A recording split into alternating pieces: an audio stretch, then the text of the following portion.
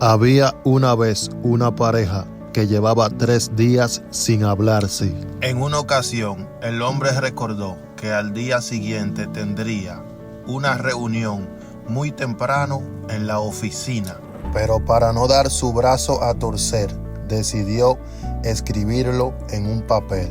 Me despiertas a las 6 de la mañana, por favor.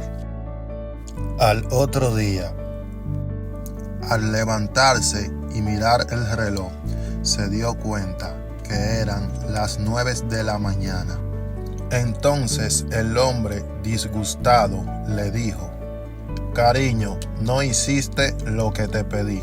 En eso miró un papel sobre la mesa, en el que estaba escrito lo siguiente: ya son las 6, levántate. ¿Qué moraleja le dejas a esta historia? No olvides que una relación es de dos. No dejes para mañana lo que puedes arreglar hoy.